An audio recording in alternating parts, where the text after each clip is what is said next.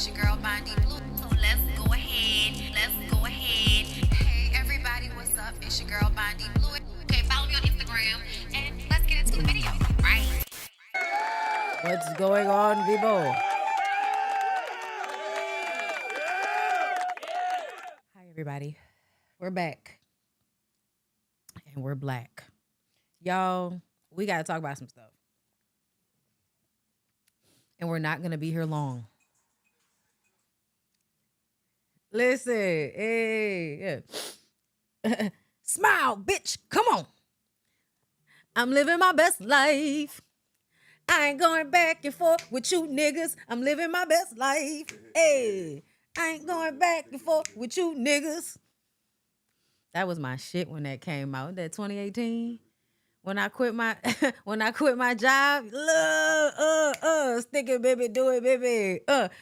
Stick it, baby, do it, baby. Stick it, baby, do it, baby. Smile, bitch. Smile, bitch. Come on. Listen, I love it. Hi, everybody. Happy, what is it, Wednesday? Hump day? I'm ready to get into some things with y'all, okay? I'm ready to get into some things. Want to be a star. Oh, I want to have a big name. And in my heart, let beauty reign. And when I'm done, oh, I want to have fame. Allah, help me, oh. Allah, help me, oh. Wanna be mad, oh, make me over. Come on, sing it, y'all. I want to go crazy. Oh, I want to do some things. I want to be a star. Oh, I want to have a big name. You all were. Okay. And in my heart. There you go, baby. Okay, y'all, we got to have a conversation right quick before we get into the show. We got to have a conversation before we get into the show. Don't forget, we're going to Mauritius. Okay, we're going to East Africa in September. And I'm really excited about it. Yeah, girl. It's going to be nerve-wracking. Whenever I travel out of New Orleans, there's I'm starting to realize I have such anxiety when I travel because of the gravitational pull of New Orleans, for me specifically. Everybody talk about New Orleans like it's a black hole and all of this shit. Kind of. But if you from here, it's almost like it's for you, though. Like, yeah. Lyric said it's a pothole. Right. You can get out of it, right? But I'm going to tell you what it is.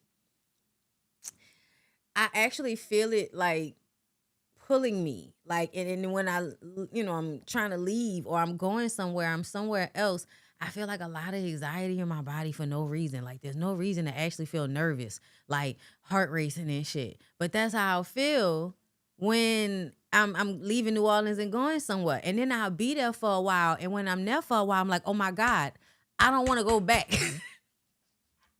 Sometimes I be like, I'm ready to go home.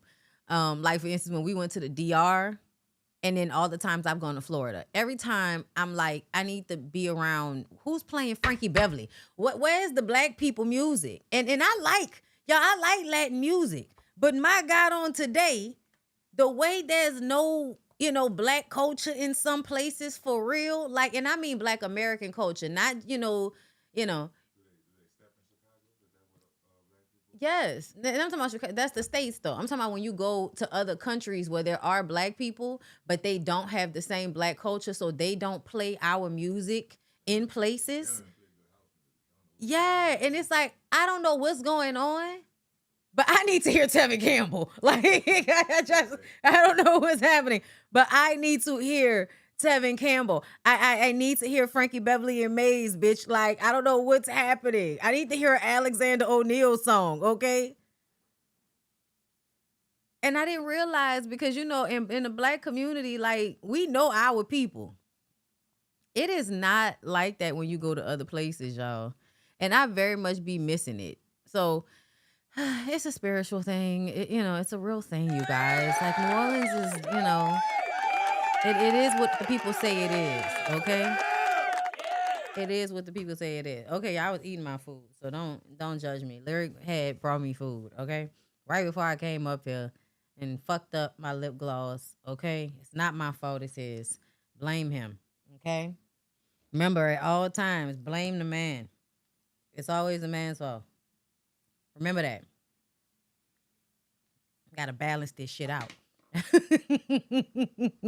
Okay, y'all, we're back for another show, and I'm happy to be here. I hope you're happy to be here. Like, comment, subscribe, share the live. Share the live. Okay?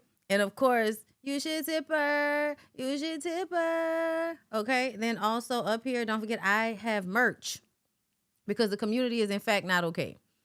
All right? Y'all want to start off with how we know the community is not okay? Let's start off with Blueface and Jaden. Let's talk about how the community is not okay. All right? Because I'm not a liar, bitch. The community is not okay. That has been made more and more clear to me day by day. More I read you people's comments, more that I see of y'all responding to things that may or may not be heavily produced. I see the truth of you. I also see how y'all be trying to like be smart in the comments and play me and shit and think I'm not catching your sideways, you know. I just want y'all to know I be letting some of y'all slide, okay? What I wanted to talk about is the fact that, hold up. Ugh. I know y'all, don't judge me. I have to go get a wax. I get waxes, okay? And you know you gotta let it grow a little bit. So this is what I need for y'all to understand. I have locks in my head, right? But what happens is that as you know, as time goes on, especially if you have like finer texture of hair, and I actually mean like the strands of your hair are thin, like mine. It makes your hair a little bit finer. Got that from my mom, okay? All right, it actually makes you have thin hair, so it's not the best thing, all right? Thank God for my dad. He had thick, coarse hair. So you blend those two things together and you get my hair, which is a lot of little bitty fine hairs, in some areas coarser than the others, all right? Okay, it's where you get your what do you want to call me, a 4AB? I'll take 4A.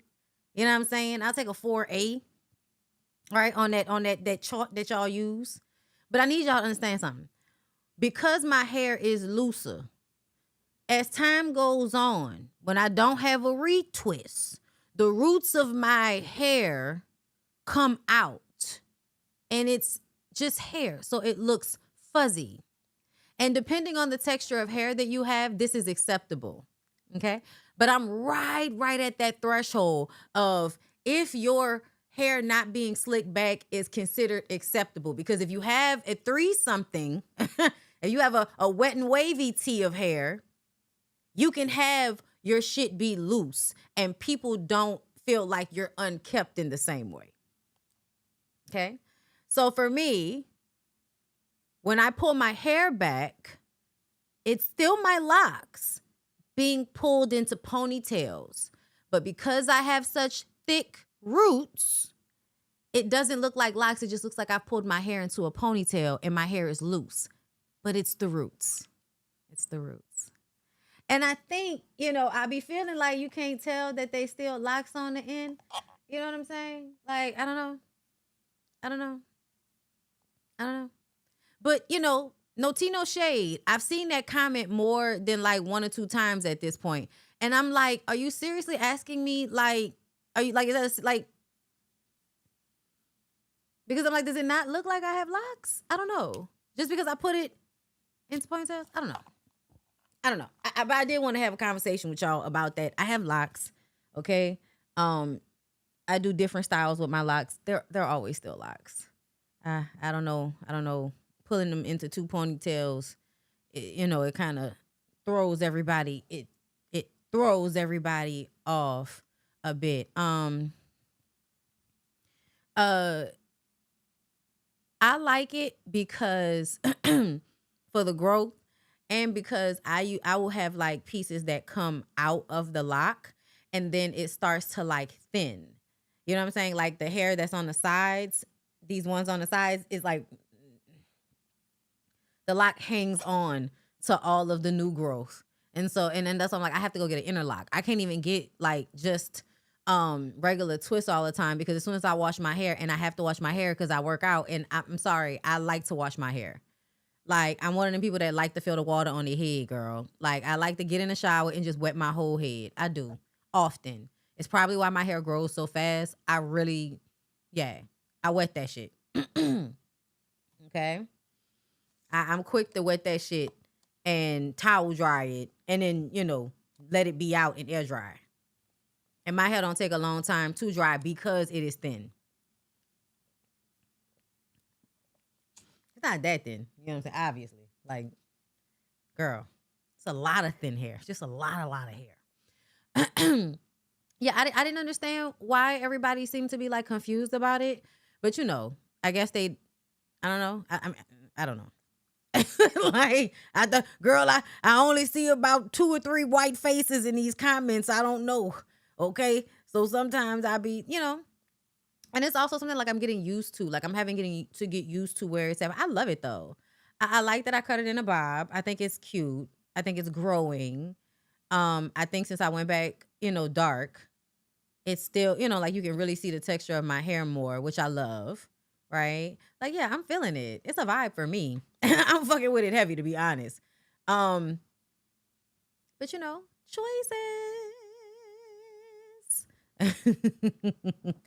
Okay.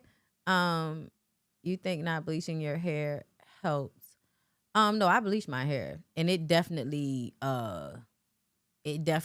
caused some damage.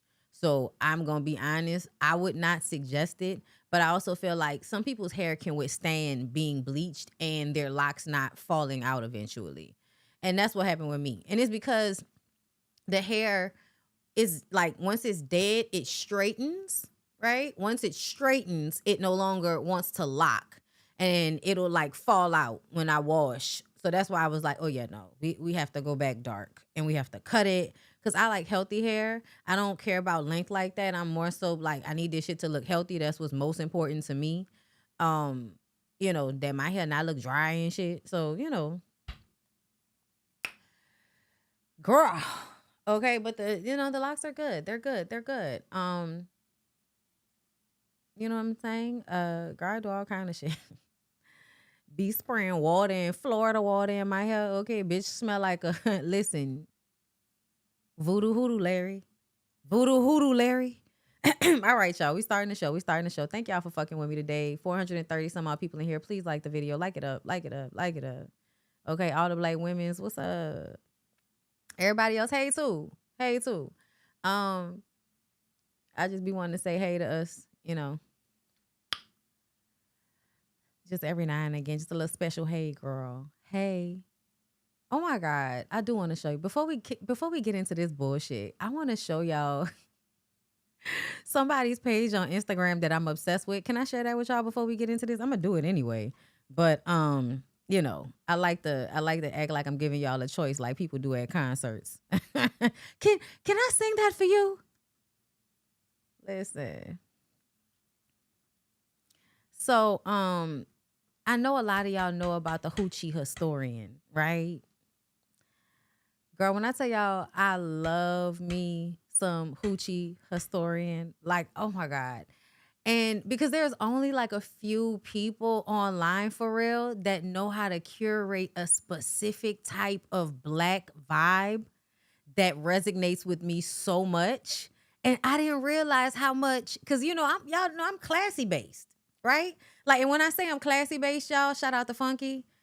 That's really from how I saw my mother, the type of life my mother lived. You know what I'm saying? Like the stores, like certain mamas listen to certain music, they shop at certain stores. And there's a certain black lady that my mama was. You know what I'm saying? Like I said, like my mama was a classy based lady. My mama listened to like Diana Krall and shit. Like my mama listened to jazz music. My mama read, self-help books and shit. You know what I'm saying? My mama, like she danced at one point, like even when I was younger. I wish she would have continued to dance because she was a really good dancer. She wanted to be a dancer, but ended up being a hairdresser. And when you a hairdresser, you have to be like a certain type of lady that other women admire for their beauty and how they look. It is like a beauty magic thing sometimes for people. I think it's a type of fairy shit. Like, in all honesty, when I think about like really good hairdressers, they make you feel better about yourself. It's not just that you're getting your hair done. They're making you feel better about yourself. And so, growing up in my mom's hair salon, I got to see so many different types of women.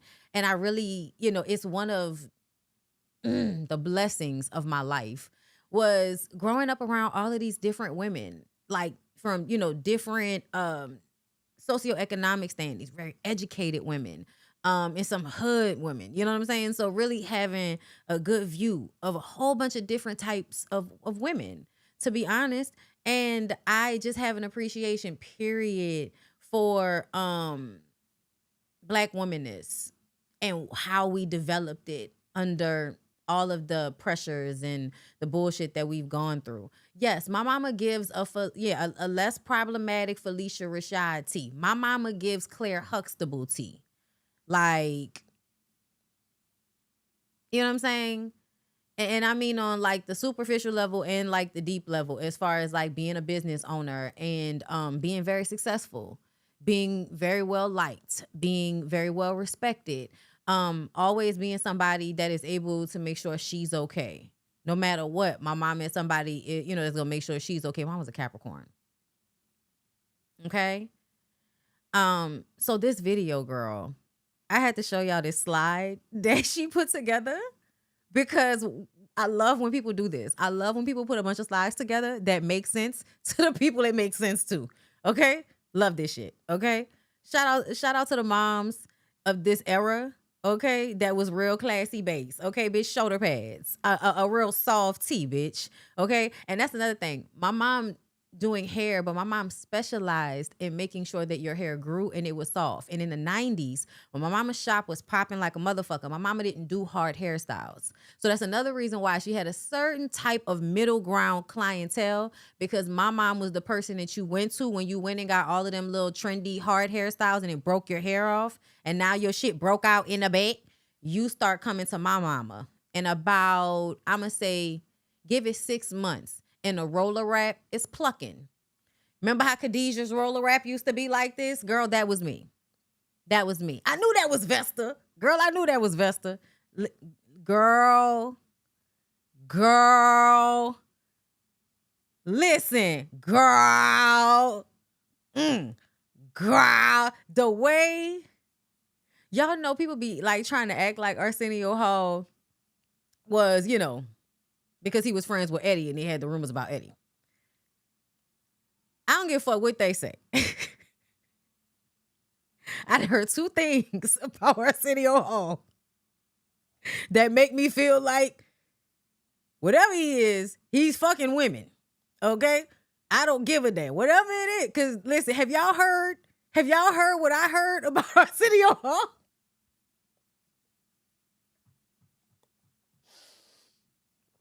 So Arsenio Hall comes from the Black male archetype of like the country nigga. The Bigfoot country nigga. It's my favorite archetype, I must say. And Bigfoot country niggas, from one end to the other, okay, come with certain benefits. Okay? Yes. They say that Arsenio Hall is like very blessed. That's what the word on the curb is. The word on the curb is that Arsenio Hall is blessed. Okay? I can't tell y'all where I heard that from. Y'all know I just be soaking in information sometimes. But this is something that nobody could really know for a fact unless they seen this man. But from what I heard, Arsenio Hall has meat. And apparently it's what's for dinner. Okay? And so when this kiss happened, that came back to my mind. Yes, BD and country. Absolutely. So this did so much for me.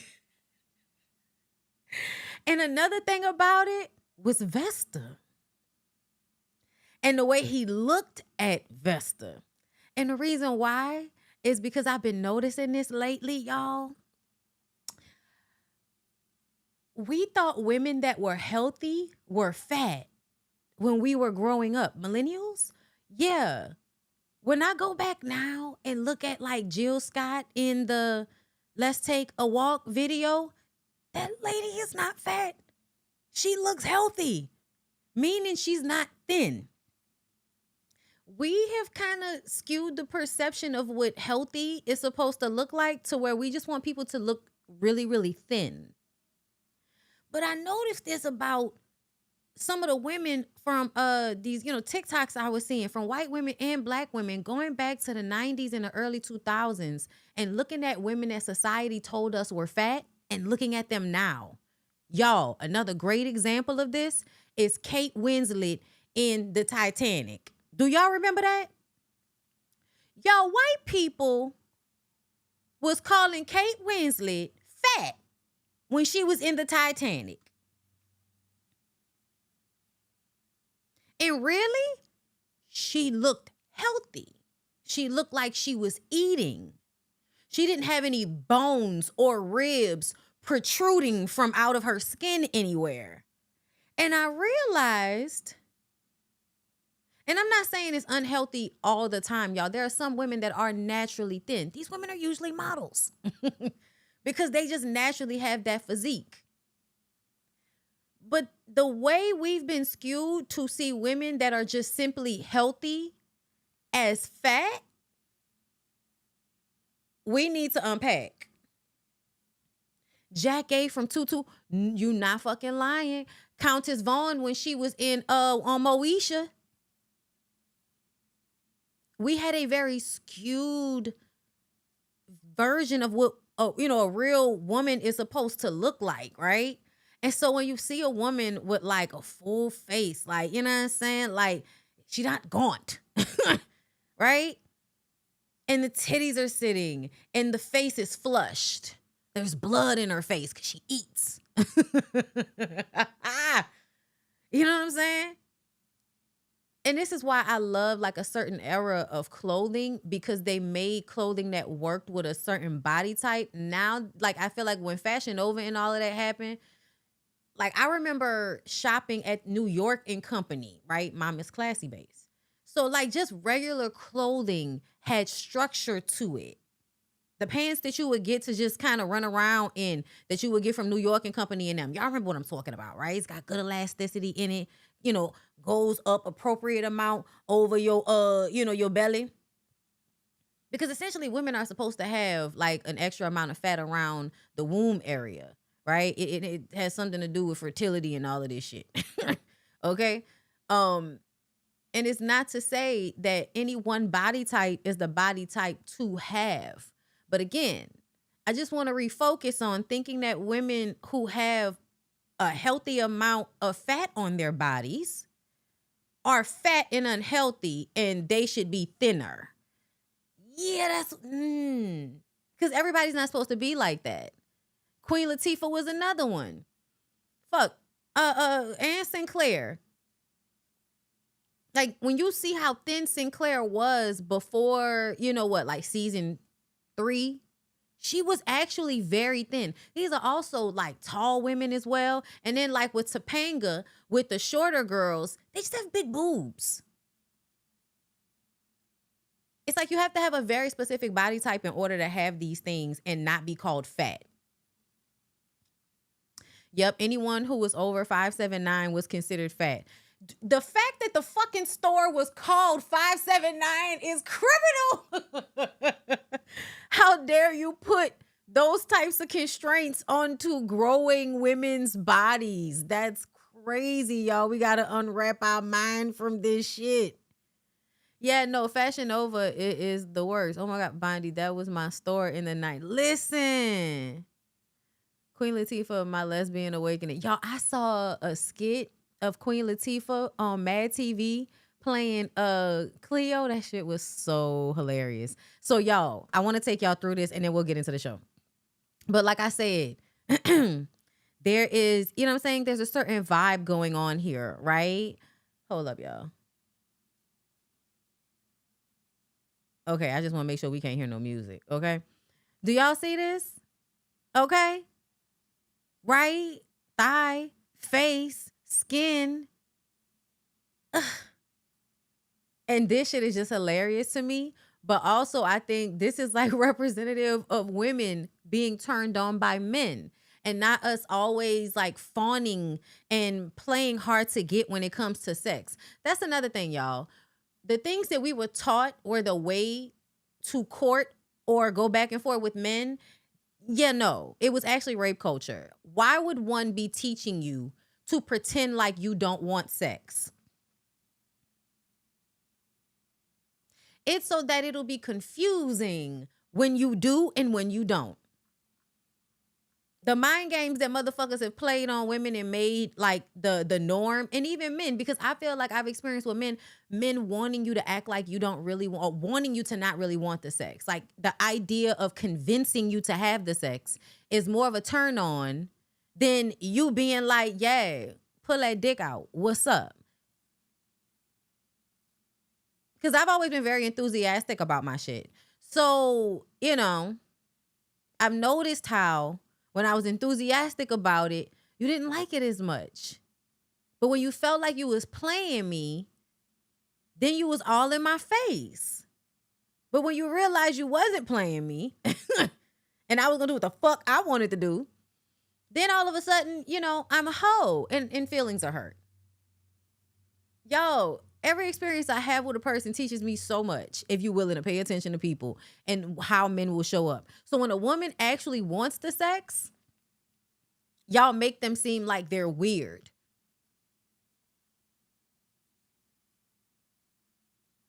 Damn, you got a fat ass. Y'all, this shit was hilarious. And the reason why this is so hilarious is because Marlon is such a fucking misogynist. So I want to see you down there. You know what I'm saying? Because this is a real this is a femboy tea right here. This is a femboy tea right here, okay? But it's also lying on the floor underneath me while I stand over you right before I squat down and see if my knees can stabilize me. You know what I'm saying? It's about the woman being on top. That's what this reminds me of. You see what I'm saying? There's art to this, right? Because once you can sit here and start to like, you know, break it apart, it's art, girl. Like it gives you a certain thing. You got a certain feeling, right? And oh my God, this reminds me of back in the 2000s. Well, when I used to be at them dances. When I tell y'all, there was an era of my life where I went to every dance that they had. The AUG dances, the prep dances. Child, I think I might have even went to some of the Mary's dances. Okay, the Eastern dances. Okay, that bitch ain't never take me to a 35 dance because like fuck her. You know, in real life. But no, y'all, there was a time when we would shake that thing. Do y'all remember how much we was dancing in the early 2000s? Some of y'all are too young to remember this. I feel like a lot of y'all like 20-somethings, y'all, I don't know if y'all do this, okay? I've been around 20-somethings that know how to sweat, okay? And, you know, it's always a good time. But the way we used to go to these dances specifically to be like this on somebody's son or daughter, listen, it was a time to be had. You had to be there. And then it's only a specific group of people that know this reference right here. Okay?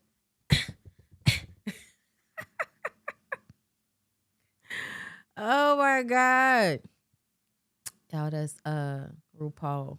Back in the day, RuPaul used to always be in the movies, baby. Okay? Driving the men's crazy.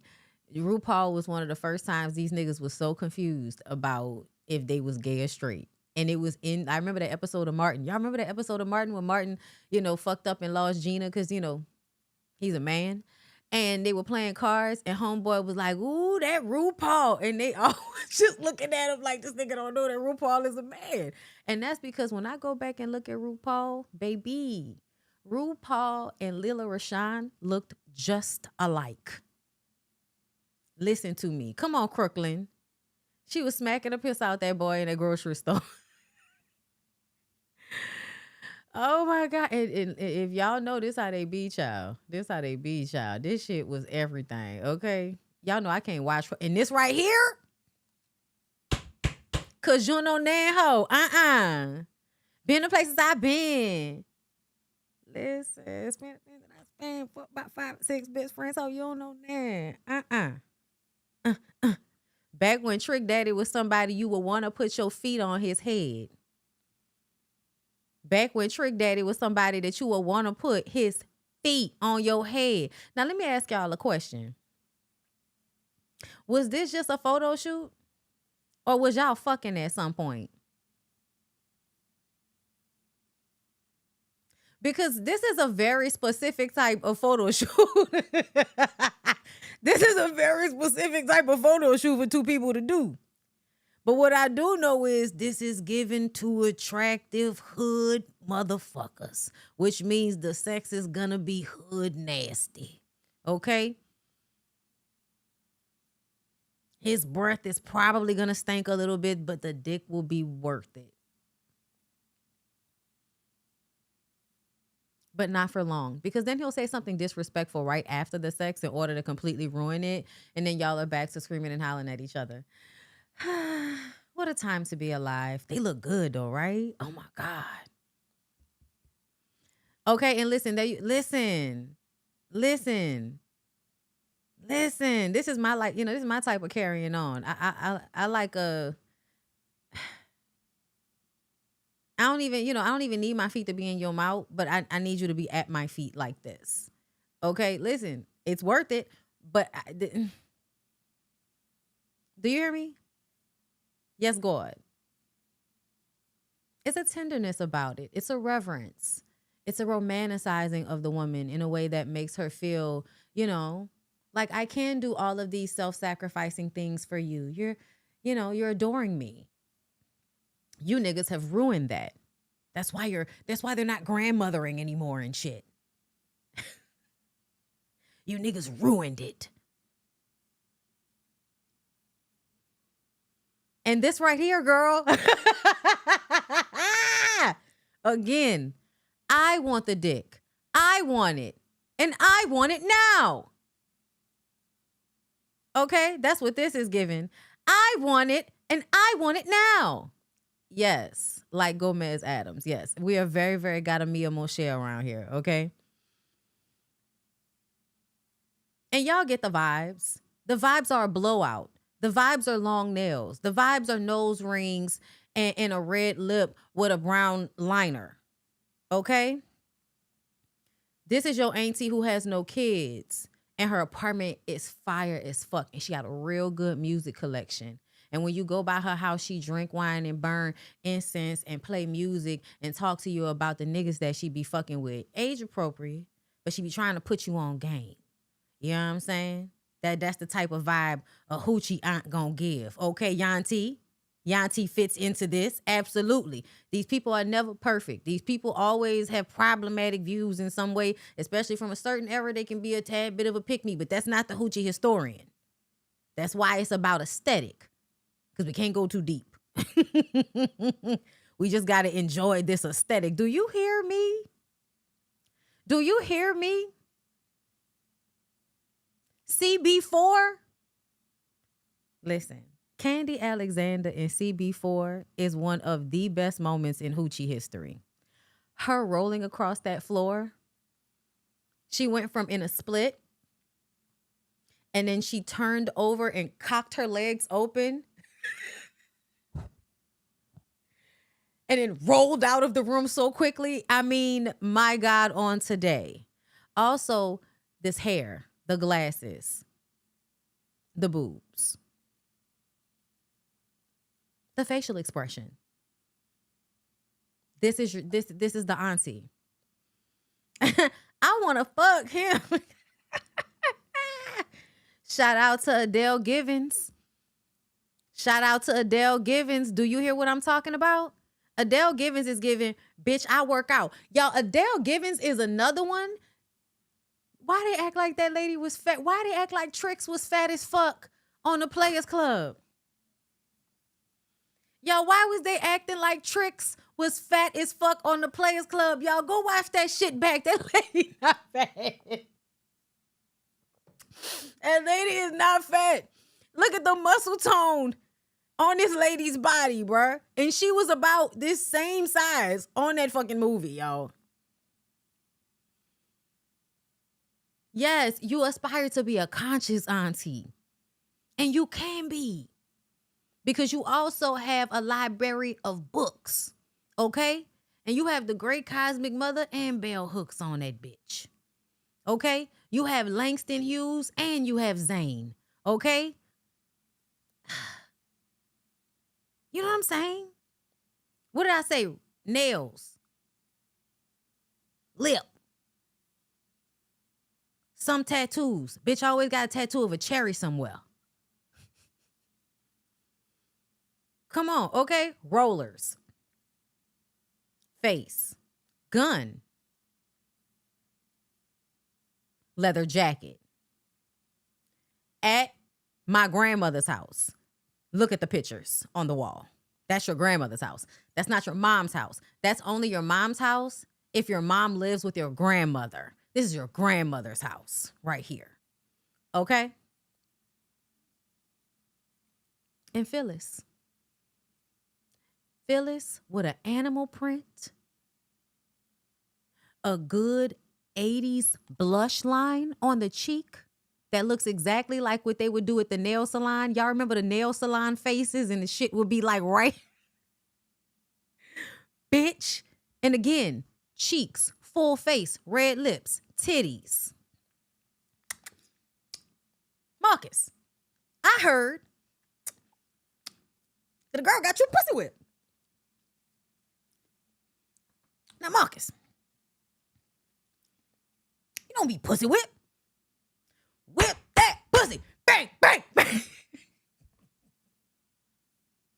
This is a sect of black people. He got on special mushroom. He got a mushroom shirt. Got mushroom socks. And on inside the jacket, special mushrooms. And Loretta Devine. Okay? And there is nothing sexier than Loretta Devine, once again, being called a fat one for having a full face, some big titties, and a nice little walk that jiggles.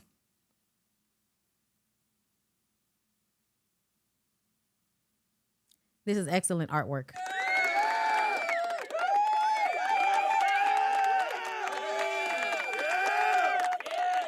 You know what I'm saying? Like, I love these that she puts together. I'm not going to take y'all through another one, but you know, y'all should follow her because she, like, if y'all don't already. You know what I'm saying? Shout out to Tiara. Looks just like Tiara. Okay. All right. Let's go ahead and get into the thing, y'all. Let's get into the show. So I want to start with one of the hood's children's baby mamas, Blueface baby mama, Stewie Griffin, if you will, coming to us to tell us terrible things about a man that she let come in her again after he got out of jail. Let's take a listen. It's talking about snitch this and snitch that. You snitched on paperwork. You turned 6 months into 2 years because you're a snitch. You're a snitch. You literally told the jail you got the weed from the top tier, and then they beat your ass and shit on your face. On my mother, they did. Go and ask that. Go and ask that. Oh, yeah, go and ask that. Go ask him about that. Go ask him about that. I should have brought my. I'm sorry, y'all. We're going to have to go through that again. I'm 38. Go ask him about that. Internet is talking about snitch this and snitch that. You snitched on paperwork. You turned 6 months into 2 years because you're a snitch. I think she meant, and because they look high. So when people be high They don't say the words right. Okay. Well, I think she's saying if she turned 2 years into 6 months. That's what I think she meant. People are in the comments like, that doesn't make sense. I think she said it the wrong way. I think what she actually meant was he turned 2 years into 6 months. And how long was he in there, y'all? You're a snitch. You literally told the jail you got the weed from the top tier. And then they beat your ass and shit on your face. On my mother, they did. Go and ask that. Go and ask that. Ooh. Yeah, go and ask that. Go ask him about that. Go ask him about that. I should have brought my iPad. Go ask him about that. Internet, it's talking about snitch. Now, from what I heard, she pregnant for him again. So if what you're saying is true, your baby daddy got out of jail after snitching and having his face shitted on, and you proceeded to let him come inside of you with his fertilizer again. You guys, that's a example of low self-esteem and low self-worth. Because if you feel that a man is that disgusting, if you feel that a man is that weak, why would you allow him such access to you?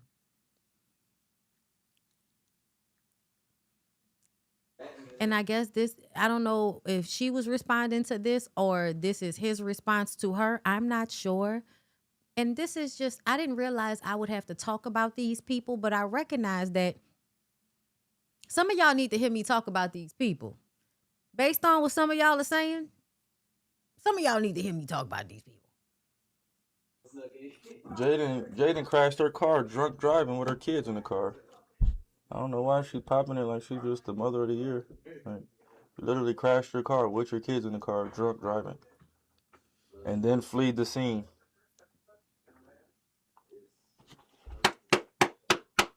Then fled the scene. Fled. She fled. What a good person you are.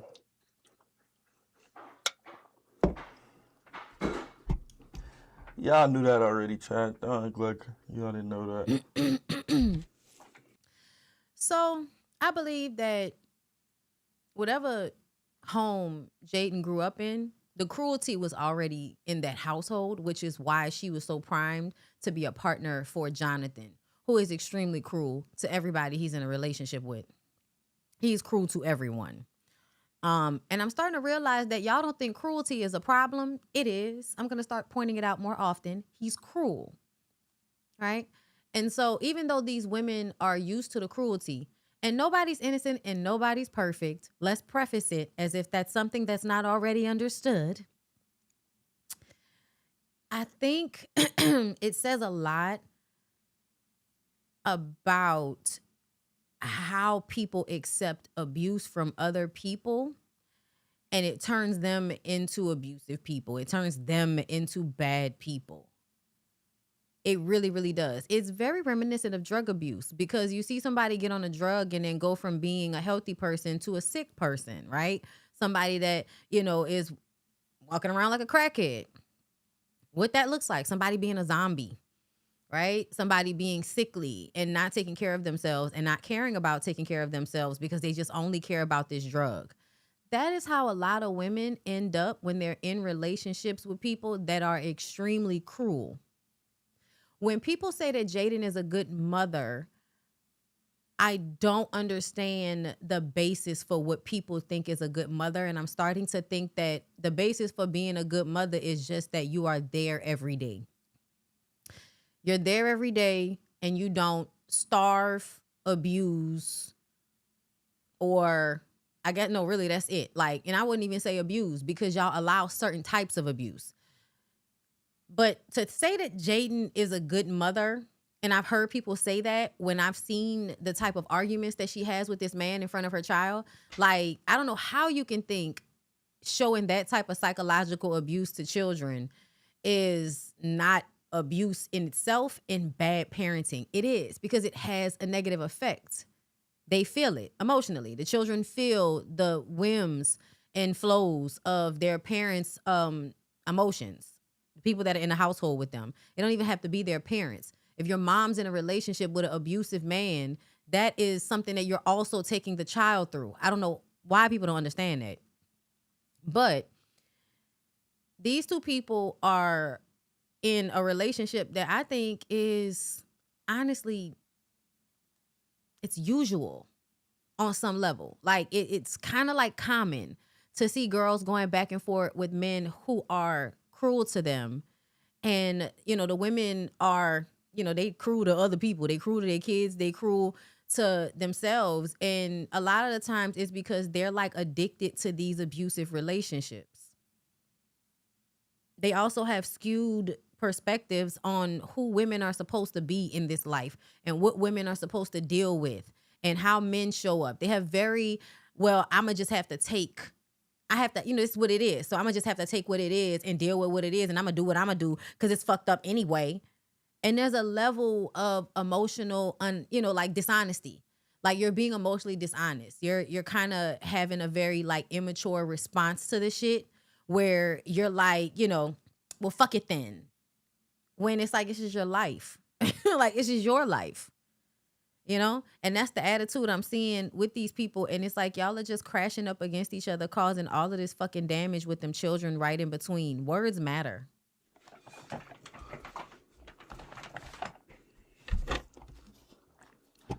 All right. If you guys want to follow behind the drunk, be my guest.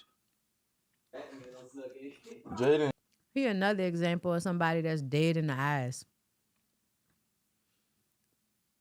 It doesn't mean that they don't feel things. It just means that they don't allow themselves to care about what they feel because they don't care about what you feel. And then he talks about Jaden in front of the other baby mama that's sitting there looking like a fool. Not a safe space. I can't put myself in no weird position. But you should drop this whole idea of her and leave her where she's at and stop I've been talking, over. But talking about her and her situations is starting to get a little fucking old. It's starting to bother me. Oh, that will continue. It's my baby mother. I know, but get used to it. But you doing it on here is like. Oh no, get used to it. That's you want to do that? You want to talk about her all day? I don't talk about her all day, but if it comes up, I'm not gonna avoid it. This is usually the attitude with a lot of people, with a lot of women and men in relationships, is that he sets the standard. This is why I get so aggravated with women when we have certain conversations, because we can give space for the fact that this is not always the case. But to say that this is not the case a lot of the time and that we should not be speaking to this is starting to fucking annoy me. It's really starting to annoy me that because y'all have become so analytical about everything, you take out the fact that things are emotionally and mentally, psychologically fucked up. Y'all, this type of shit is fucked up. Telling her that you're just gonna have to deal with it. You're just gonna have to get over it. And he means it. And it's cruelty. It's cruelty. It's I don't care about how you feel. Take it or leave it. And the fact that there are women that want to be with men who feel this way about them is sad. But tell me y'all don't know or y'all have not experienced a man talking to you like this. What, her situations? That I'm involved in? And I don't mean specifically in this way, but I mean in a way of take it or leave it. Oh, that you're involved in. I will speak my side of the story. But if you're not involved in it, you're not going to talk about it. Oh, no. Okay. If I'm not involved, what would be the point of talking about? Get used to it. Okay. Yeah, get used to it. After you have my baby, I'm going to be talking about you, too. No, you're not. Shit, all right. What do you mean, no, he's not? What do you mean, no, he's not? Y'all also have to let go of this idea. Y'all also have to let go of this idea that you can control other people. You can't control Blueface, bitch. You can't control Blueface. And like I said, I didn't really want to be talking about these people until I realized that a lot of y'all are in relationships that are very, similar. It may not be on social media, but the way these young men and men, period, are allowed to emotionally detach from having relationships with women is insane. And I've seen it. I've been around it. You know what I'm saying? I've definitely seen it. And it's that when I feel like it, after I finish love bombing you, I can really talk to you any kind of way. Blueface is a very like special case, y'all. Please don't get me wrong. But I do feel like I hear a lot of like similar conversations between couples, between men and women, and how men feel like women have to just take it or leave it. Especially if the man has money. Get used to it. Listen. He does tell them up front, and they don't want to hear it. They don't want to hear it. But I think it's a part of the grooming. I do. I think it's a part of the grooming. Because a lot of young women are like romanticizing these relationships. That's why they think that they can change a man. And of course, their brains aren't fully formed yet. I think them people still in their 20s. Especially that new girl. And we all say them hoes be slow. But there's a lot of slow hoes out here. We got to talk to them, y'all. We got to have little conversations like this about this stupid shit. Because you can't be letting nobody talk to you like that. It's because y'all let men talk to y'all like that and have those types of conversations with y'all that y'all think that domestic violence is not what it is. Because you are so used to the cruelty that it no longer phases you. So once you get to a certain level, it's like all of these things that are extremely fucked up and cruel, you are now indifferent to. And that's kind of the point.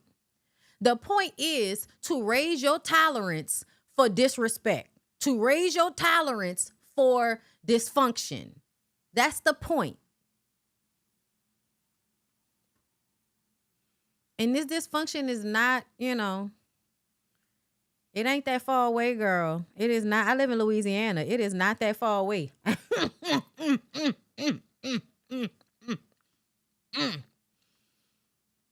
And that's why I love my hoochie aunties. Hoochie aunties get rid of a nigga. Okay? Hoochie aunties move on, girl. He had to go. So, and hoochie aunties also got a pistol for them niggas that need it. You know what I mean? Always in the shoebox in the closet. Okay. Excuse me. So Brittany Renner reveals why she left Islam after her 52-day marriage to Kevin Gates. Says she felt like Casper the Ghost in her hijab.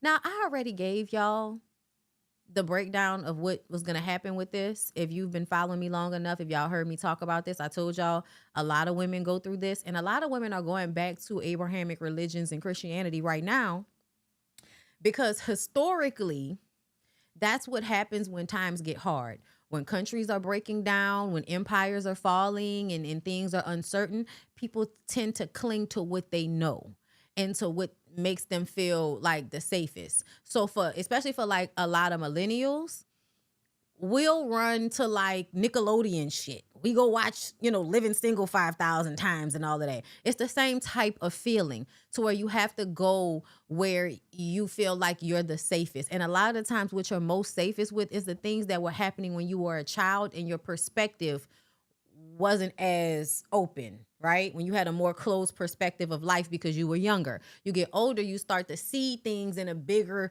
scope, shit gets scary. So sometimes you got to run to the things that calmed you or helped you cope as a child. And a religion for a lot of people is that. They go back, if they leave, because I saw a lot of people online, they leave Christianity, they go do something else. And then when things get really, really hard, they go right back to Christianity. That's your prerogative. This is a journey, okay? And people are going to have to go through their own specific journeys with whatever religion that they choose, which is why I feel like people should have religious freedom and people should have the right to figure out what they want to do. But I feel like every single one of those Abrahamic religions is misogynistic, patriarchal, and meant to subjugate women and children in different forms. I don't care what y'all talking about, because women are exalted in both of those books, and that is still not what the whole of men who believe in those religions feel, and that's not what the women feel about themselves either, no matter what the fuck they say. So I always love, okay, I'm not trying to diagnose anybody up here. I do want to say that, because people tend to think because I get up here and pop my shit that I'm trying to diagnose somebody. I am not trying to diagnose you. Okay, that is for a trained physician and a doctor to do. But I do get up here and pop my shit and tell you what I think based on what I feel like I know. I could be right, I could be wrong. But if you connect with it, you connect with it. You know what I'm saying? So I knew that this was going to be like a roller coaster situation with Brittany, and that eventually she would untie herself from this religion, because it is oppression, and that's not what she really wanted for herself. And I think that people are often like, and I'm not saying that I like Brittany Renner or anything, but I do look at women as humans and recognize that things happen in your life that are really fucked up, and people don't always handle those situations right. And I feel like because people are so over Brittany, they don't really be paying attention to the fact that Brittany is an example of a lot of young women that end up in Abrahamic religions covering their fucking hair for dick.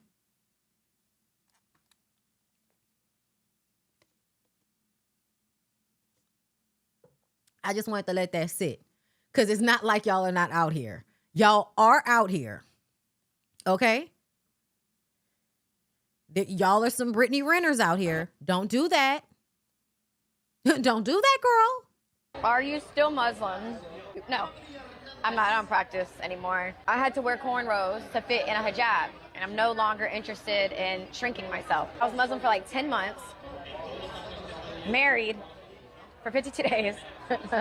Actually got baptized in March. I did get baptized, but I just, at this point in stage, like where I'm at right now, I don't really follow any religion. I just don't, like, none of it really calls to me like that. And I think a big part of what people don't understand is when I was Muslim, that I really needed that structure when I was rebuilding my life. I needed that protection. And even with wearing a hijab, I felt like it cloaked me. Like I felt almost invisible. Like when I would wear a hijab in public, it's like, I was like, am I Casper? Can anybody see me here? Hello? So I just felt like being wrapped up, and also knowing that there is so much more to me than my body, but the body's, you know what I'm saying? And what people do to women is make them feel shame for wanting to be seen, as if there's something wrong with people witnessing you. Like one of the comments I saw first in caps lock, she pretty much said being covered up didn't get her any attention. Let's break that down, shall we? Why is that a problem? That she said, I don't want to shrink myself. That's what she said. But why is it a problem that one wants to be seen for being beautiful? Why is it a problem that a woman wants to acknowledge and be appreciated for being beautiful? Why is that a bad thing? Why should a woman not want attention? And I think a lot of that is to make women feel shame for enjoying being sexy or beautiful or attractive to people. No woman wants to fuck every man. No woman. Okay? I feel like, as much as people want to act poor baby, I don't think she's confused. I think a lot of people go through this. And I also think that a lot of y'all are being a little disingenuous, because the reality of the situation is when a lot of women go to churches, they are looking for God to send them a man. And so for her to do the exact same thing with choosing a religion for a man, that is really what this is about. And yes, beauty is also social power. Thank you. Thank you. She's a very naturally beautiful person. She's also not dumb. She's actually very, very smart. But people have their fuck ups. People have their isms. People have their traumas. People have their issues. And sometimes I feel like there are certain people online that are just living their lives in front of everybody, but essentially are no different than any other young girl with similar, backgrounds, similar stories and shit. There are a bunch of girls that were really smart in school, but they were pretty, so people told them to get them a baller. Y'all act like people are not raising their children to go and find men that have the most resources, especially if the girls are pretty. Are you still So yeah, listen, I just feel like it's something that happens a lot of the times. Being a Muslim simply means submission to God, submitting your will to Allah, being submissive. Islam is the religion. Okay, girl. See, all of that submission, all of that, y'all don't like none of that. And I feel like that's for who it's for. You want to be seen, but you also like the idea that you were dealt with according your mind. They messed that up. By the way, you can wear hijab with your hair pulled back. Cornrows under the hijab is for achieving a type of look. Muslim women have all types of hair textures and carry it well. Mario the Muslim. We told you we didn't believe you though, and then y'all weird police came and tried to make us out to be haters and judgmental when we knew what we was talking about, but okay. I mean, what didn't you believe?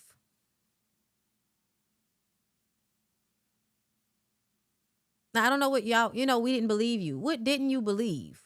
You didn't believe that she was sincere? I think she was sincere when she was doing it, but we all knew that it wouldn't last because that's not who Brittany is.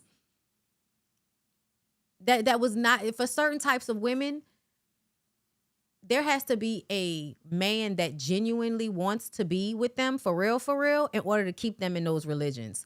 I had a professor at Clark Atlanta that taught me a lot about being a Muslim woman because I was interested. She could never change my mind about what I felt like it was to cover your hair. Like, she had a perspective on it that wasn't submission, that wasn't hiding.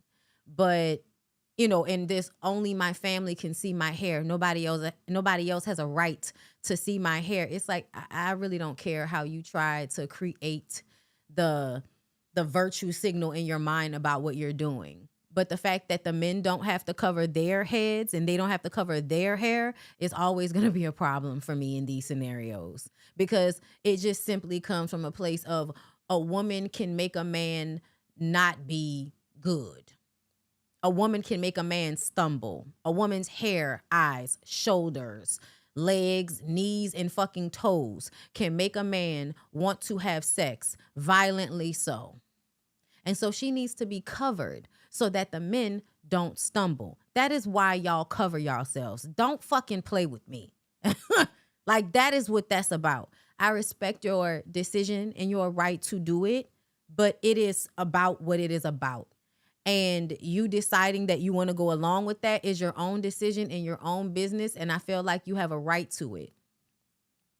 Doesn't mean that I'm not going to acknowledge the fact that it is just another Abrahamic religion suppressing people. But it gives Black people, like a lot of religion does, a space of community and a moral standard to hold themselves to, because apparently otherwise they would not know how to, they would not know how to control themselves, it seems, if they did not have a religion telling them how to control themselves. And especially for a lot of men who have wayward dicks, a lot of men who are whores, they love to become Muslims because it does give them structure. That praying every, and eating and all of that, I have to, what they call it, where y'all stop eating and all of that, fasting. Yeah, like doing like all of those things.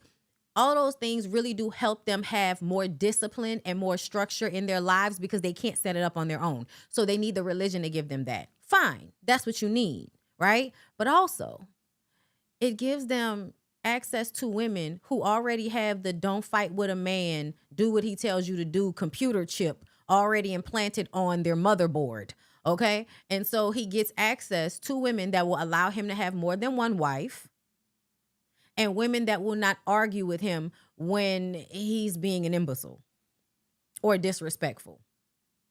So I do understand, you know, that people want to make things righteous, but in my mind, it is exactly what it is.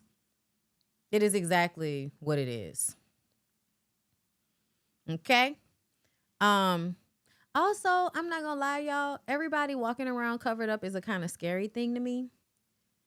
I'm sure there is a anonymity in it, but from what I understand, like especially in certain areas now, like in Afghanistan, where the women have to wear full burqa, they can't even leave the house without a man being with them. The women in Afghanistan had the right to vote before American women, from what I heard. Do you know how crazy that is? Because people think that because something is in the Middle East or something, that's just the way it is over there, as if just moving from one place to another means that this works here. Even though it doesn't work anywhere else. It works here because they're saying. And no, it's about cruelty. It's about cruelty. And also where those women are hidden like that, in all of those places where they have those like really oppressive rules on women, I feel like the men are doing some of the most disgusting, egregious, fucked up things. I think that's how we got the 2 girls, 1 cup situation. You've heard the stories about the girls that are being paid out there in Dubai to get shat on and all of that type of stuff. Yeah, for some reason, the people that want to cover up and have everything shut down the most, they seem to like the most depraved things on the back end. I just, whew. So yeah, y'all. Yeah, I don't think it works there either. I think it's oppressive and brutal and cruel and fucked up to the women that it happens to, and that they don't know that that's what's happening to them. Even like, you know, in my own community, like seeing the way some Black women respond to the Muslim thing, and then seeing how upset the men get because, you know,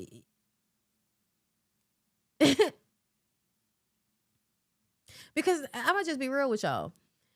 In my experience, African American men that become Muslims think they've now become smarter, and they'll still be dumb. And then they'll use the religion as like a front for having some type of self-control, intelligence, you know, and they'll use that in conversations with women. But when they just, you know, when you talk to women that got sense, that shit don't work. It's very upsetting. Child, I'm gonna tell you, I be pissing my family members off. Yikes. Don't be like Brittany. Don't be like me. A lot of people can't handle my level of freedom. You right. Just tell them don't be like me. All right, y'all. Look, fresh out of jail. Smarter because they read one religion. But no, that's literally how it be, though. You did not miss Luenell. We about to get into it right the fuck now. Y'all know how I be pontificating. Please clap it up for comedian Luenell. All right. Good morning. Good morning. Look at Luenell coming in here looking good. Yeah, you know what? So I have this thing that I do when I'm on my way to the station. I be listening, right? And so They said, one of y'all said, what's going on this weekend? And it was T.I. and all this. And nobody mentioned me, and I'm on my way here. 6 o'clock in the morning. No. T.I.'s not down there. Okay. I'm on my way here. You know what? You're right. You guys didn't even... The lady says, you know what? You're right. That's where it should have ended. And I'm talking about on their side. mention me. Okay. See? Well, probably because you know why. Probably because what? You getting ready to take over the whole hour. Yeah. That's No. That's a nice try, ma'am, but no. We don't need we don't need no one mention. No. Y'all mentioned T.I. several times is what she's saying. Now, later on, it's about who the radio station has an agreement with. It doesn't matter. The radio station has an agreement for Luenell to come up there to promote her show. You should be mentioning and teasing her and her show before she gets there. That sounds like people that are forgetting how to do their job. And that's usually because y'all allow people with very lackadaisical professional integrity to do certain jobs, like being radio jocks. No, but why wouldn't you have said that I'm here? I'm on my way here. Yeah. It's 6 o'clock in the morning, 3 o'clock in my body from the West Coast. Yeah. I'm the one who came was sitting in the traffic. You think I wasn't listening before I got here? Oh, I don't know. Why would you guys not mention that I'm in town and on my way here? I feel like it would be a better conversation if we had it with you, though. And see, this is the mind games that you play when you don't want to just be held accountable. Y'all don't want to sit in the uncomfortable feeling that she's calling y'all out directly. So people can't just be, you know what, you right. We apologize. We apologize. We need to do better on that. That's really what this, with every single person that's about to sit here with a fucking microphone in front of their face and talk to this lady, that's all she needed to hear from y'all, was that y'all were apologetic and y'all was going to make sure y'all did better the next time she come through. Like, I don't understand why it's so hard to be apologetic and repair when someone tells you that you have offended them and they're righteous in their anger. Just apologize. Don't tell her all of this other, bullshitty stuff. Like, what is that? Just apologize. The professional thing is just to fucking apologize. Is that what you feel? Yeah. So does this feel better? Yes. It doesn't now. It don't. Right, it doesn't Yeah, it now. don't now, but it could have. Right, it don't now, but it could have. Who the fuck you talking to, nigga? I'm sorry. I can hear all the aggression in what he just said. Whole new, different attitude. Yeah. Until I listened to y'all say, they said, what's going on this weekend? Sure. And nobody said, well, Luenell's on her way here. Yeah. And she's Sure. going on this weekend. Yeah, you know, So I we didn't even do apologize that. for that. Luenell, we apologize for I'll that. accept your apology, but it sucks. I know it does, but guess what else is getting ready to go down? So we're going to do this interview right here with you, and it's going to play here in Dallas. And And then nobody said your bra strap showing Luenell and that. Yeah, I was about to say mine this, is- Lou. okay. I didn't know. See, that was a joke. Now we're joking to let off some of the steam. Y'all just don't care, huh? So, but let me just think say you look this. great. We will definitely make sure you're promoted all weekend long for our rest of our 90 cities around the I country. guess How's I that? must have paid for the He ain't pay for nothing. ad, right? Oh, but he didn't pay. No. Like I didn't pay. Right. Right. But I'm here at 6 and 1 T. Yeah. I ain't here. I know. Yeah. Yeah. But he was here yesterday. Okay, I'm lying. But listen, look out. All right, let's talk about you. Let's talk about what's going on with you. First of all, Facts. I mean, you're happy you're in a relationship, right? Now, Is that what why the fuck would you start with that? That lady just finished complaining about y'all not talking about what she's there to promote, which is her fucking show. The first thing you should have asked was Luenell, what's going on with the show? Where's the show? Do y'all have the deets on the shows? Talk about the show first. Warm it up with talking about what she wants to fucking talk about, and then we get to this other shit. Niggas be putting on their ready. Y'all gotta stop. Listen, the inflection in people's voices will convince y'all that they know what the fuck they talking about. Talking about this morning. I'm just going to talk about what you want to So, talk about. yeah, whatever you want to talk about. I'll tell you what we're going to Yeah, do. whatever What you you want wanna to talk the about. shows that I'm here Yeah. to promote. I'm sorry? I would really like to talk about the shows. Okay, that I'll I'm tell here you to what. promote. We'll give you the floor. You go right on I ahead don't and want promote, the floor. promote. I just want to do my. We'll give you the floor. Girl. She wants you to interview her and do your job. My job. My job was to come here and talk about the shows this weekend. Yeah. And I've already done one. Okay. Right. And why the fuck is the first question about a man? That would piss me the fuck off, especially because we know that y'all acting like Luenell ain't never had a man or Luenell ain't never had a fine man and all of this type of shit. Y'all must, girl. If you really want it,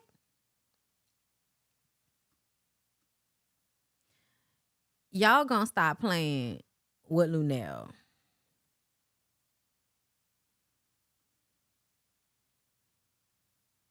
Let me see if I can find my girl from you know what I'm saying? Cause I remember when Luenell was on girl, what was Luenell on back in the day? That's my movie. Luenell was on So I Married an Ex-Murderer. She was a cop on So I Married an Ex-Murderer. This is a young Luenell.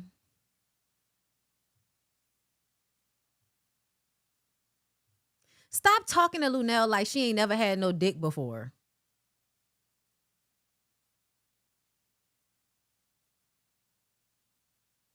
Stop talking to Luenell like she ain't never had no dick before.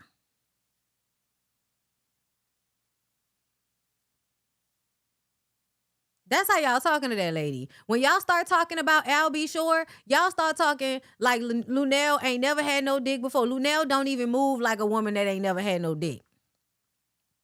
Everything about Luenell gives, I usually get the dick I want. Y'all need to stop. And I'm talking about in real life. You know what I'm saying? Like, y'all gonna have to stop being like this in real life, where y'all think because people don't, look 20-something and thin their entire lives, that they not getting fucked out by these niggas. Niggas is getting fucked out.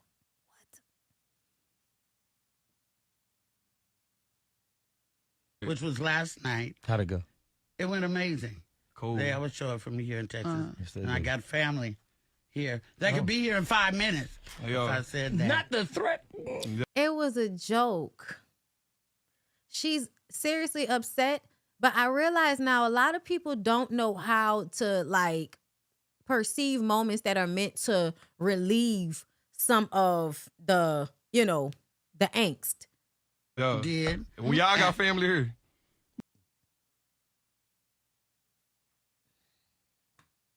Did somebody need this nigga to say that? Yeah, we stay here. I got family in the room. No, I got family in the room. I do too. No, we not That's the doing thing. that. We not yeah, doing we that. all got family. We from here. Okay, Luenell. Yeah. Luenell. We're not doing that. Please clap it up. I don't know who the dude was that said we all got family here, but that's a man that feels really insecure around women because you think you have to prove that you're that nigga to a woman. It's the same thing as whenever I hear men call women pussies. It's very odd. It's very, very odd. Why are you pressing a woman like you want her to fight you like she's a man or something like that? Why are you pressing a woman like she's a man that you can fight?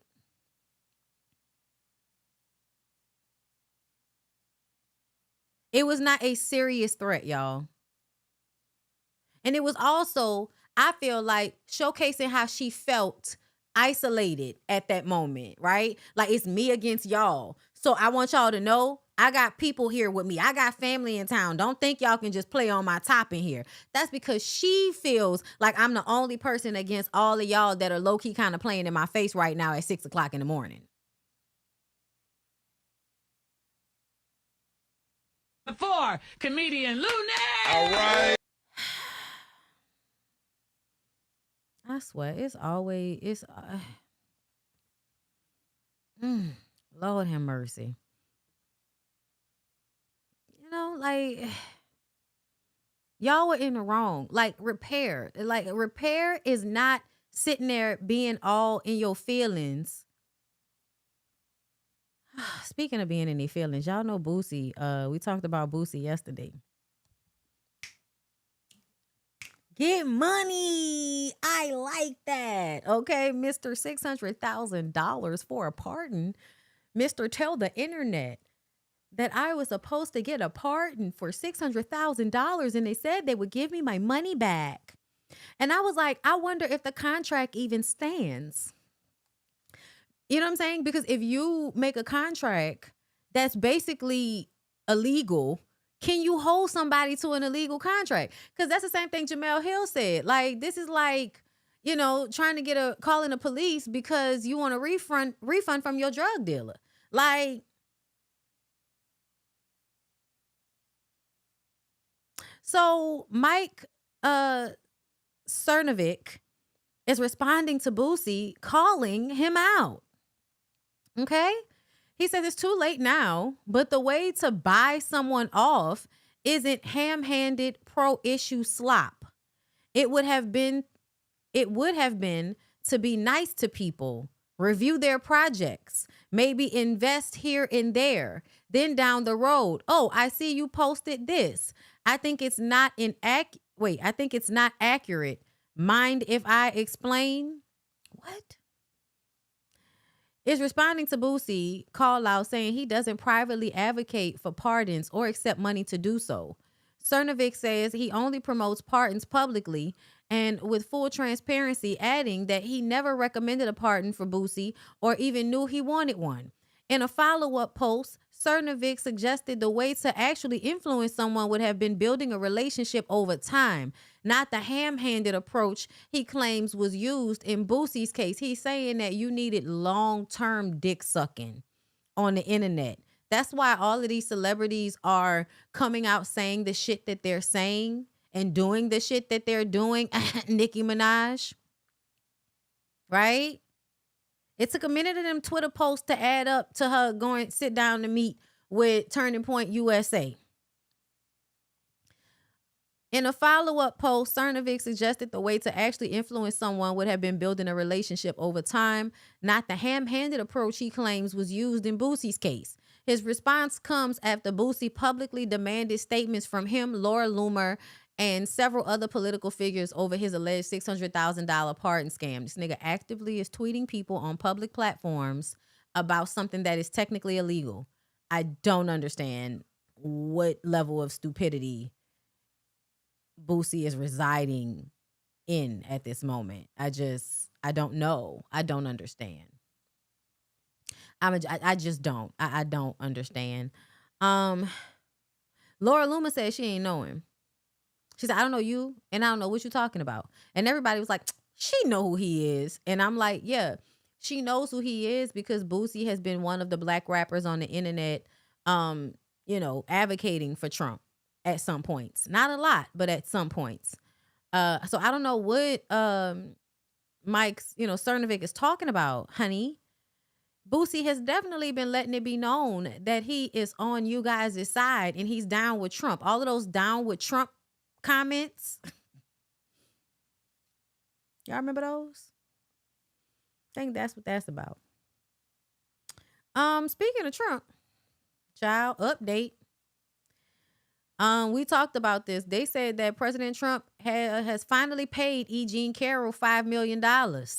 Okay, journalist and author E. Jean Carroll has now received more than $5.62 million from Donald Trump. The payout stemming from a 2023 jury verdict that found him liable for sexually abusing her in Manhattan department store dressing room in the 1990s and for defaming her in the 2022 social media post denying the allegations. Carroll's attorney confirmed the transfer, saying the payment fulfills the damages the jury originally awarded 3 years ago.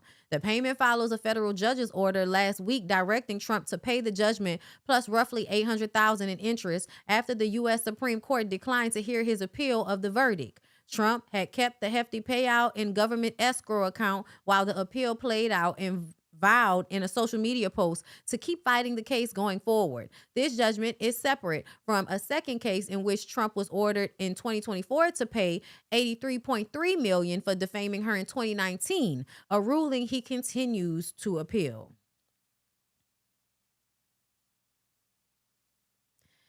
A lot of y'all think that this way of handling situations, like y'all have really, y'all have a skewed moral compass out there in the world. Because there are people that seem to believe you should keep fighting even if you did the thing.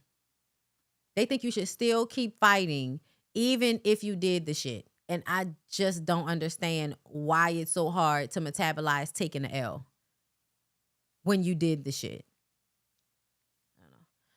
Because, I've just heard black people say shit about certain situations like this. And it's like, y'all really think that because someone can legally keep fighting to pay retribution that makes it okay because they can, right?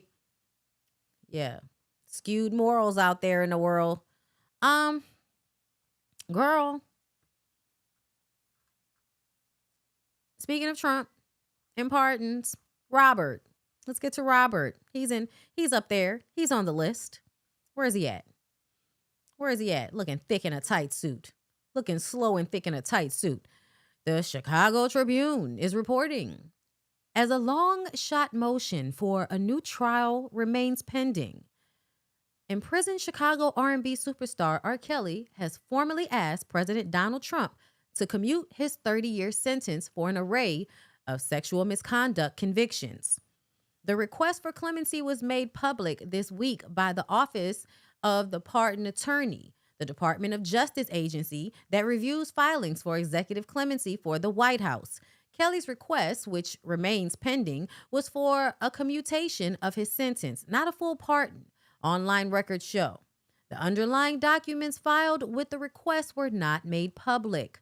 Kelly's formal bid for clemency comes more than a year after his newly hired attorney, Bo Brindley, made a public plea to Trump to release the singer from prison immediately, alleging a far-fetched plot by federal authorities to steal his mail and turn witnesses against him, then have a convicted member of the Aryan Brotherhood murder him in prison to keep it all from being exposed.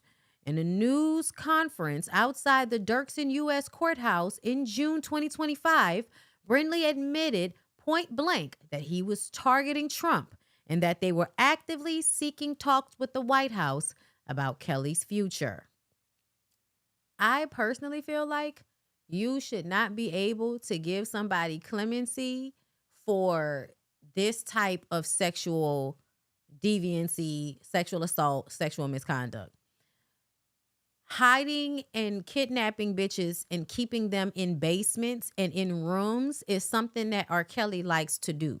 R. Kelly likes to build secret rooms behind studios and keeps girls he's been fucking since childhood in them into adulthood. So no, I don't think that anybody should let men out who do this type of stuff because they will do it again. I had a conversation on Instagram with Dr. I think she's a doctor, Dr. Spirit. Do y'all know who I'm talking about? What reality show? I think she was on Put a Ring on It at some point. I can't remember if it was Put a Ring on It, but it was some I think I've been arrested. Okay. It was some own TV show. Okay? This is the video that she and I are going back and forth on. About 7 times. But on one instance, I went to jail for domestic violence twice in one day. And I went to jail. Then I went and found her and beat her up for calling police on me. And I went back again. All in one night. So did any of the women like get restraining orders or protection orders against Oh, that you? don't mean nothing to me. Restraining order ain't nothing but a piece of paper. That ain't gonna stop me from doing nothing. It ain't over till I say it's over. Like many former abusers, Charles says he was violent because he developed the view that men should be in charge of women. I never considered myself a woman beater, per se, because I didn't just hit women for nothing. I figure if I had a reason, then it was just not being a woman beater. It was justified. It was corrective actions. Just trying to get some compliance. It is cruel, unusual, and ridiculous to think it is a grown man's job to physically correct a grown woman. I don't think that men should be putting their hands on children. I honestly think the way he thinks is how my father felt about hitting me. Because I would often get punished for hit for things that were like accidents or things I didn't even really do. That happened a lot. So it often, like now that I'm grown, I realize you just were looking for reasons to be able to hit me. And then you can call it discipline. It means it's not abuse. That's how people think about it. That's why I tell y'all to stop trying to explain things away and take them for what they are at face value when it comes to abuse. Y'all don't want to hear this, but that Tigger situation is a prime example of y'all needing a backstory in order to be like, oh, well, it's fine. But the fact that he's wrestling her down to the ground is not enough of an issue for you, and it should be. So did y'all hear what this man just said? I'm going to play it again before I get into the back and forth between I and Spirit. Talk to Spirit. So now he's crying. Y'all also have to understand that abusive men have real emotions. They do. And they often use them. They're often extremely sad on the inside. They're also really angry. And if they find women that will try to love them through it, those women will just simply be sucked of their life force energy over time. Those men don't actually ever change because nothing about this world tells them that their mentality about the way they think is actually wrong. They can still get women, they can still get jobs, and like this man just said, he can go back and forth to jail in one day beating the shit out of a woman. Let's hear it one more time before I get into the comment section. How many women did you do this to? I think I've been arrested about 7 times. But on one instance, I went to jail for domestic violence twice in one day. And I went to jail. Then I went and found her and beat her up for calling police on me. And then went back again. All in one night. So did any of the women like get restraining orders or protection orders against Oh, that you? don't mean nothing to me. Restraining order ain't nothing but a piece of paper. That ain't gonna stop me from doing nothing. It ain't over till I say it's over. I'm gonna leave it right there. So as I was looking through the comments, and I of course I follow. I don't know if I follow her still, but I remember following her from when she was on the show. So to see her in the comments, I read her shit. She said, "This man is so full of so much pent up emotion he can barely breathe. I also don't believe he believes what he's saying at his core. He just found more physical, vulnerable vessels he could explode on, as opposed to imploding or getting the help he needs. There are only a few people who likely have the training to help him, and clearly he hasn't encouraged them yet. He hasn't encountered them yet. He is a grenade walking around with a pin just dangling. So scary. I wish I could work with him." Shaking my head. When she said this, it alarmed me because this man just said that a court order will not stop him from physically harming someone. An arrest won't stop him from physically harming someone. Why would you want to work with someone who can become fixated on harming you? Why don't you understand the reason he feels this way is because of the deep-rooted belief that he is better and more powerful, therefore has the right to abuse and control and dominate women. And you are a woman. So when she said this, it just gave me a lot of pause. Like, why would you want to work with somebody that talks like this? And so I said, do you have a track record of being able to change abusive men?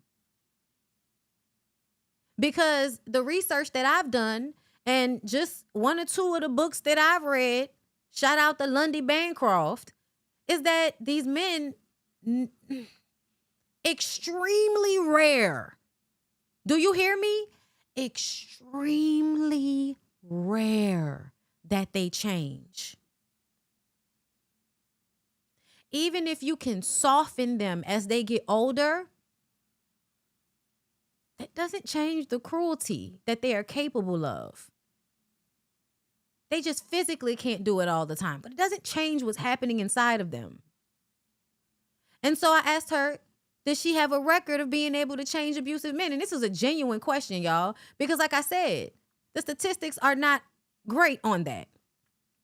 She says, I don't have the ability to change anyone. They have to change themselves. I understand that she would have to say that to somebody who doesn't understand, but I do. And so even having to preface it like that, it's like, girl, I know that you can't change anybody, but you're talking like if you were to get your hands on him, you would be able to help change him in some way. That's what you implied when you said you wished you could work with him. She says, but I have worked with abusers and victims of many forms of abuse across my career. Okay. I asked, do you have a high record of changing these men? You know what I meant. We want to play semantics, but you know what I meant. Are they still abusive after you have encountered them? But she goes on. Everything from convicted sex offenders to all forms of domestic intimate partner violence, recidivism, which is, helping people get back into rehabilitation, that shit, getting back out into the world after getting out of prison and shit. She said recidivism and rehabilitation rates are based on lots of different things. Okay, recidivism, is that going back to jail? Or is that going back to the world? Girl, I can't remember. But I understand what she means by this. Recidivism versus rehabilitation rates are based on lots of different things. ACEs, gender of victims, form of abuse, length, type of treatment. So now you're going into all of these specifics that I did not ask you for. You don't have to tell me about all of the different conditions. This is a very specific man that we're talking about. And I'm asking you, do you have a history of being able to correct this type of psychopathy? I'm not a doctor, but a nigga saying the shit that man said is psychopathy. You don't give a fuck? Going back to jail. That's what I thought. Okay. So basically, the race between a nigga, you know, how many of these niggas stay out of jail and how many of them rehabilitate? I mean, you know, how many of them stay out of jail and how many of them go back to jail for the same shit? That's basically what this conversation is about. Got y'all. Okay? We're on the same page. Helping clients and patients understand this as part of their course of treatment is also a big part of the work. It's challenging work, but it's critical for the well-being of the societies they belong to. I said, so do you believe, because I saw what she was trying to do there, and people love to get all into specifics when you ask them a very cut and dry question. And you want to get into all of these specifics, but what you said to me, and this is why I feel like it's so important, because women like Spirit that have, you know, legitimate doctorates and PhDs and math, you know, y'all have this education, you know, or maybe licensure, I'm not sure, but you have this expertise. But a part of this expertise when it comes to domestic violence, and I'm not a doctor or anything, but I do understand that these men are not really responsive to talk therapy. Physically abusive men are not really responsive to talk therapy, especially not with women when the basis of why they abuse someone is because they're a woman. So when you start adding in all of that shit, we're talking about a very specific situation where a man is talking about beating a woman and that he don't give a shit about the police, and he went back and beat her ass again, and that's happened. He's been arrested 7 times. So this has happened more than how many times? Well, how many women? This is a repeat offender.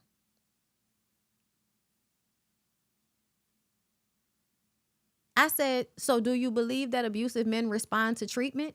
I've read that it's exceptionally rare. I also wonder, do you not feel fear of your own safety? Because the one thing that a lot of these men have in common is their trepidation of being mentally manipulated by women. You give them the wrong advice, ask them the wrong fucking question, and now you have to worry about your own safety with a man that told you he don't give a fuck about a piece of paper.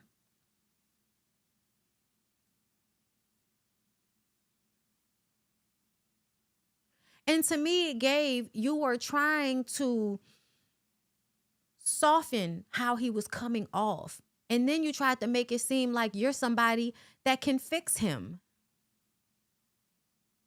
And it doesn't matter that you can't fix someone, but I would like to you would like to work with him. Why would you want to work with him? Because you think that you can help change him. However you want to say it. And I feel like that's very dangerous, because as a therapist, if you're having conversations with women who are in abusive relationships, are you going to be convincing them to stay or be patient? Or are you going to make them realize how truly dangerous it is for them to be in relationships with, or even proximity with, a man with this type of thought process? Like, that's scary to me, y'all.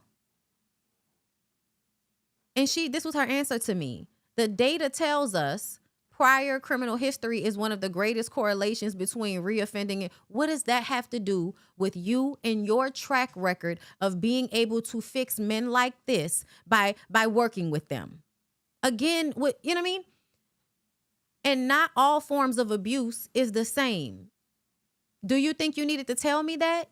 Is there something about what I said that made you think that I'm confused about different forms of abuse? This man is specifically talking about physically beating a woman up. Why are we being obtuse? She says, I'm mindful of my safety when working with all clients, but some may be more dangerous to work with than others, i.e. psychotic, rapists under the influence, serial killers, etc. These are real hazards of the job for some therapists we typically don't discuss.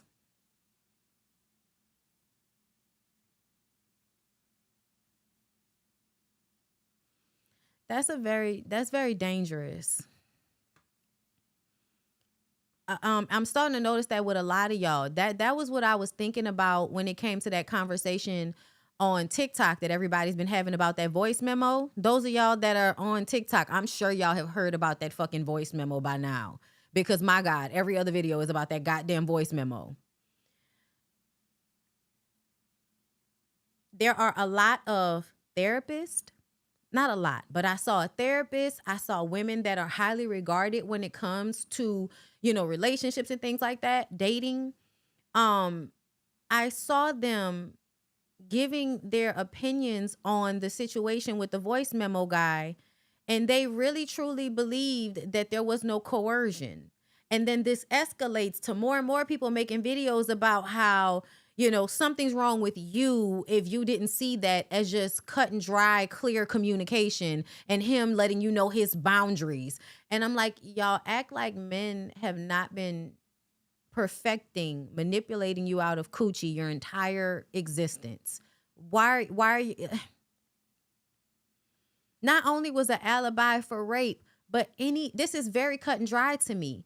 Anytime somebody threatens you with the ultimatum when it comes to sex, that is coercion. An ultimatum is playing on your psychological, okay, your psyche, bitch, is playing on your mind.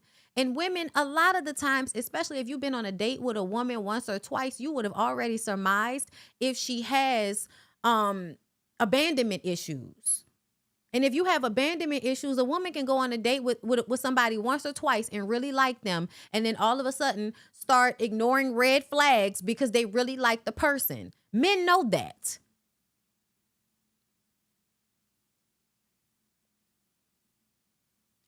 Girl, when I tell you the fact that conversation is still happening on TikTok right now,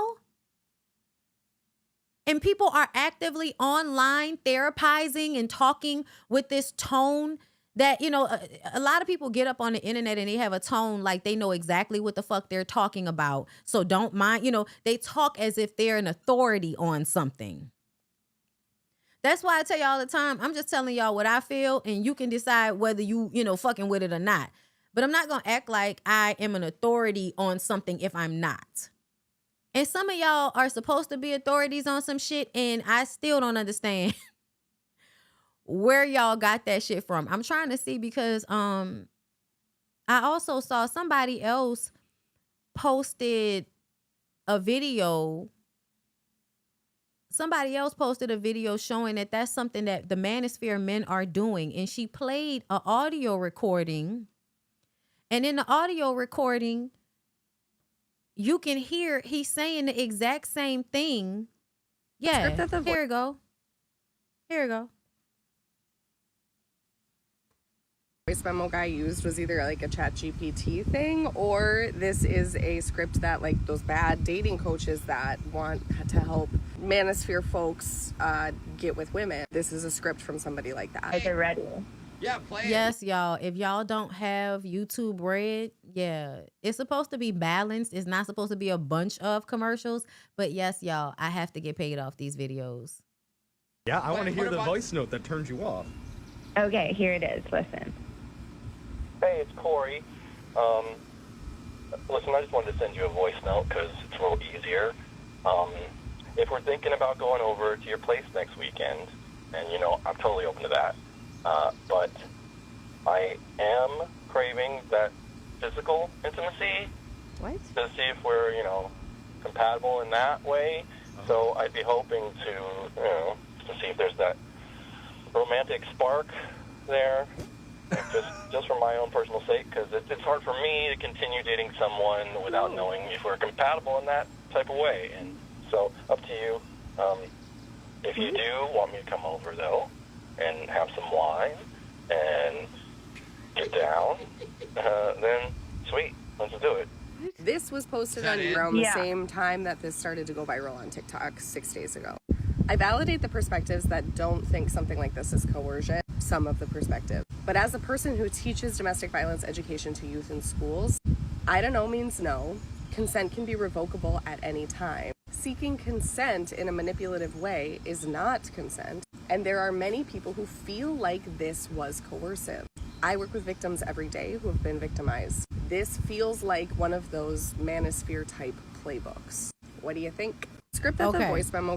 So that sounds exactly like the one that we heard, right? If y'all were not here when we first talked about the voice memo, I don't want to play the whole thing. Had a good time tonight. Definitely think you are lovely. I don't want to play the whole thing because it's playing music and I'm going to get a copyright strike for the music. However, I would love to, if we're going to go to your place on Thursday, I mean, I am looking to have that physical intimacy. And another thing about the way these men talk, to see if they talk like someone who's been to therapy. Had a good time.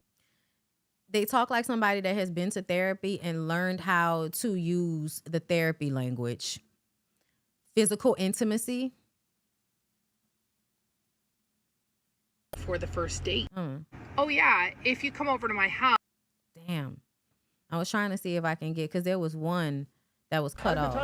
Okay, hold up. I think you are lovely. However, I would love to. Hold up, y'all. I'm trying to go. It's not allowing me to fast forward. I want to fast forward. Had a good time tonight. Definitely think. Hold up. You are lovely. It's hard for me seeing them if I don't know if I'm sexually compatible. So, I know you said I don't know about that. So, like, I guess my thing is like, what would be the point of me coming over then if we're not gonna like hook up and like. What would be the point of me coming over if we're not gonna hook up? Full voice memo from voice memo guy asking for intimacy after second date. What do you think? Cuddle and like be intimate with each other. And then respectfully, just because I just like end it here then. Respectfully, just fine, but like I think we should just. And if that's what you don't want, that's fine, but like I think we should. And if that's what you don't want, that's fine. But if you don't give me what I want, I'm gonna stop talking to you. Just like end it here then, respectfully, just because first date, that's fine. Like you want to get to know each other, I'm all about that. But like I am looking to have that physical aspect there, and I don't want to continue seeing someone if I don't know if that's good, if that's not there or not. So up to you. Let me know. I'm happy to. Up to you. After I gave you an ultimatum, up to you. If you do want me to come over, I'm happy to do so. Would love to have a good time, and you know we can have some wine, hang out, and chill. But if you're not trying to hook up, then like I think we should just go our separate ways. Let me know. So first of all, this man don't like you and wants to make you feel like you're nothing but a fuck. And then it's the idea that to play this game with you like they're not being as cruel as they're actually being. That's another thing about this. This lady said, that's my why. That's all she did. And when I tell y'all the way people have been tearing this lady up for posting this, I heard they even trying to do like they did to the DoorDash girl and try to get, you know, like, is it legal for her to post this voice memo from this guy? Yeah, bitch, it's legal. He sent it to her. He made a voice memo and he sent it to her. He recorded it himself. Right? The knowledge of the recording. He recorded it and then he sent it to her. So yeah, she can absolutely put it on the internet if she would like to.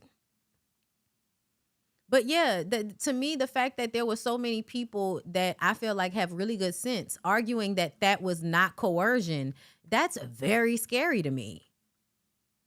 It's just very scary. I don't. because it means that you're putting it out there in basically adding validity to the fact that men can treat women like this and it's not as cruel and coercive and fucked up as it actually is. To me, it's no different than when you're like 16 and your boyfriend comes to you and wants to have sex for the first time and tells you that, you know, if you're not going to do it, he's going to break up with you and go do it with another girl. Remember old girl with the big ass titties? Oh, think about it, y'all. Y'all remember on Love and Basketball? Do you remember on Love and Basketball?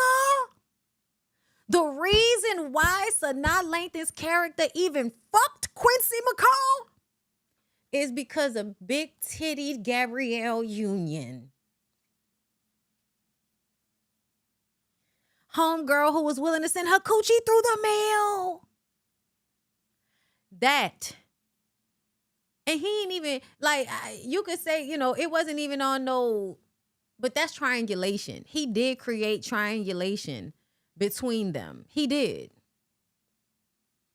It's not all on him. I'm not saying Quincy coerced her, but it is a similar situation of the only reason you had sex with him is because of the fear that he was going to have sex with another woman.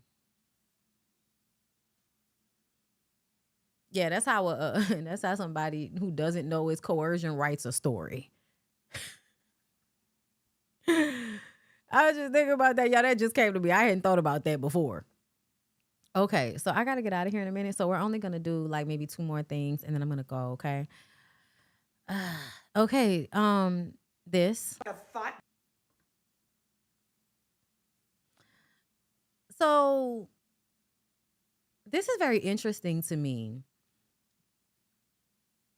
It's very interesting to be calling teenage girls thoughts for wearing lashes when you had to explain to your middle school child that there was a video of you hanging from a shower rod fucking a rat face nigga who nobody should ever be proud they had sex with. Because he's a creep. But they're not thought bots. What are you talking about? Have you even been to my school? I'm gonna put some clusters on your eyes. Can Leva. you please try? I'm gonna try it. She's so adorable. Clusters? That's what on her lash. You mean what you have on yours right now? Everybody has them. Eighth graders would- has them. Okay, well, guess who won't be having them? Well, how old are you? 16. Okay, good. 2 more years, you can get lash Oh clusters. my. I'm sorry, but when y'all do this to children, I don't know what this is about, but I honestly feel like y'all aren't thinking about mothering in the right way to me sometimes. I feel like, aren't y'all supposed to be like letting your teenage girls figure out like the type of woman that they want to be? Like by helping them figure out their look, helping them figure out what's beautiful on them. Oh my God, y'all in the Walk around looking comments. like a thought bot? They're not thought bots. What are you talking about? Have you even been to my school? Yeah, No, I've been you to your haven't school. been inside and seen my friends. I have been to your They school don't look with grown. their ass, What with are their you ass out. talking about? Everybody's My got their friends don't cheeks have out. their butts out. What are you talking about? Cheeks out? What? Not my Out. friends. Not my friends. I'm talking about seniors. I will roll the window down and be like, I see your butt. And it's so embarrassing. While I'm in the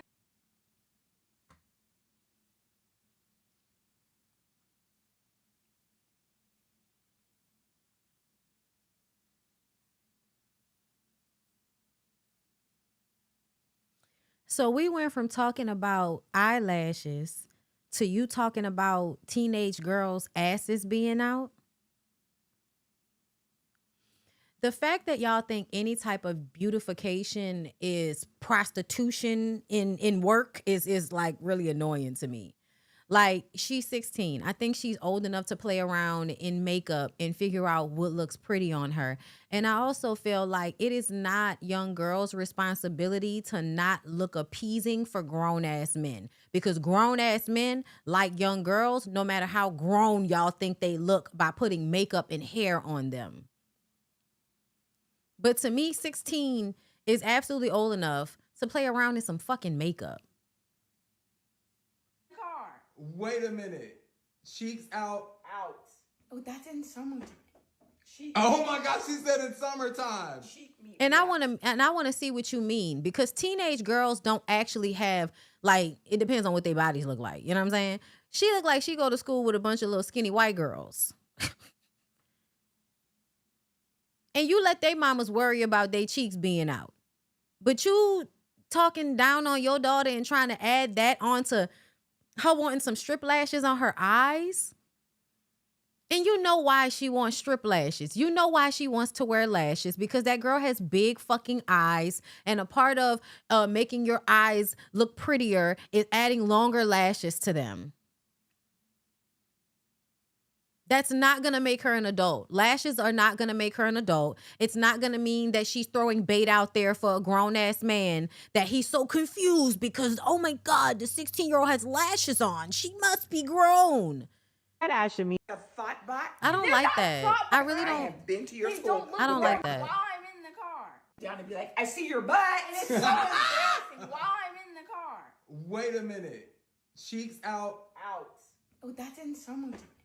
I honestly feel like this is all the guilt and shame that Mimi carries for her own decisions that she's projecting onto her daughter.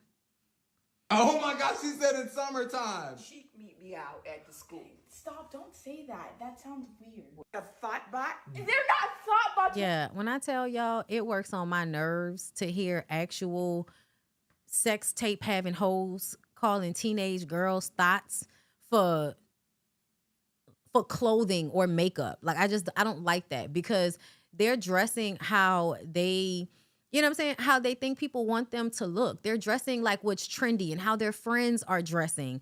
And I just think it's really inappropriate to add slut shaming onto that, when young girls, a lot of times, they want to be liked, but not like that. Like, don't do that to them. Like, y'all really fuck up a young girl's ability to enjoy her own beauty. A part of being a young Black girl is never getting to, or on my end, I don't know about everybody else, but it's like you are being taught not to rely too heavily on your beauty, because when somebody thinks that you're all looks, when they hurt you, it means that it's okay that they hurt you. Meaning that if you're too sexy, if you too pretty, if you enjoy your looks too much, when somebody decides that you're drawing too much attention and they want to rape you, it'll be your fault because you wanted all of that attention. Yeah, that's what y'all say. That's basically how y'all talk to these girls, and the underlying meaning behind the shit that you say. And I really don't like it, because it doesn't matter what the little girl has on. It don't matter whether she got on short shorts. It don't matter whether she got on lashes. That does not give anybody the right to do anything to her or to project their nasty man shit onto them. Like, that's not these young girls' responsibility to be aware of how you men are. Because you men will be like that no matter what them girls are wearing. If you're a creepy ass man trying to fuck on a kid, it don't matter what the kid got on.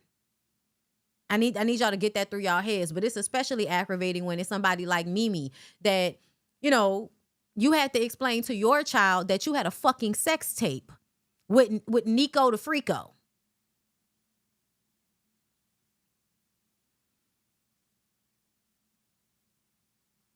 Y'all, it's really a lot of shaming self-expression. Makeup, fingernail polish, colors in your hair, different types of styles of clothes. Like, all of it is really just a person trying to self-express in the world telling them, no, you're not conforming. So let's apply all this negative shit onto your lack of conformity. Oh, you're not dressing the way we want you to dress. Somebody might rape you.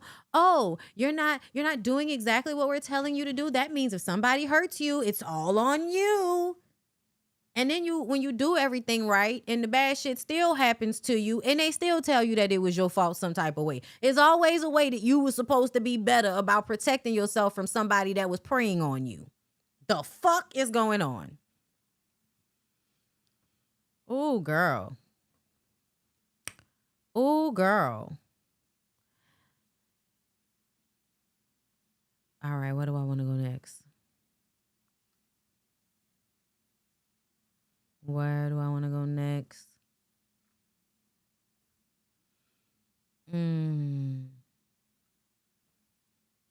Let's go here. Because I heard somebody talking about this. And then I'm going to get out of here. Okay. So I chose disobedience over a $50,000 blessing. Oh God, we're starting off speaking in religious talk. I'm already nervous. TikToker who received $50,000 in donations to leave her baby daddy says that she took him back, was manipulated out of thousands, and is broke again. I think Diva was talking about this. My God. A mom of two who built a following sharing her life and faith online created a GoFundMe asking for help leaving what she described as a toxic relationship with her baby's father. Her community raised about $50,000 to help her get on her feet. Instead, she says she took him back because she wasn't ready to deal with the shame of being a single mom. Do y'all hear why I tell y'all all the time there's no shame in being a single mom? And what's worse is to be with a fuck-ass nigga letting him suck all of the life out of you? This is an example of why I need people to stop acting like being a single mother is the worst thing you can do. Stop asking women when they're going to get married to these niggas. Ask these niggas when they're going to be husband material. Or even better than that, ask people to just be better people to one another. Nobody should have to be in a long life committed relationship with you in order for you to care about your fucking kid. Y'all put all of that responsibility on women. Somebody sent me a video of a bitch in a bad wig screaming and hollering once again like Sarah Fontenot's ass about being so tired of being invited to baby showers and not being invited to weddings. Girl, how about you stop going to the fucking baby showers and shut the fuck up? Being married is not going to save you from anything. In all actuality, it puts you in harm's way if you're not married to the right person. And a lot of y'all apparently don't have fucking discernment. So you'll end up married to a nigga that be beating on you and all of that. And I'm just saying, based on the Sarah Fontenot's and them of the world that feel like being married is going to cure something. It's going to fix something. The shame of being a single mother? Who the fuck is shaming you about it? Girl, don't y'all let nobody shame y'all about not staying with these niggas. Because that's basically what that is. Shaming a woman for being a single mother is shaming a woman for having sex. It's shaming a woman for getting pregnant, right? So for having sex. And then it's shaming a woman for not being able to take whatever abuse would have sustained the relationship with the man. As if a woman is not accepting of all forms of abuse, a nigga won't just leave her because being a parent and a father and a husband is a lot of responsibility that a lot of niggas do not have the temperament to handle in the first fucking place. But y'all want women to be getting married so that they can do what? Y'all think that always puts you in a better situation, and it doesn't always. Sometimes it puts you in a worse situation. The truth of the matter is single women, single mothers are freer than married women. They have more autonomy. They have more freedom. And if they raise their kids right and know how to have a structured life in some respect, they'll probably have their shit together, and they won't have no nigga in there walking around having everybody walking on eggshells, feeling like he needs to come in and dominate some shit because he on his job feeling like a little person. He on the internet feeling like a broke nigga. So now he got to come to your kids and you with the chest out trying to act like he the big man in charge and shit.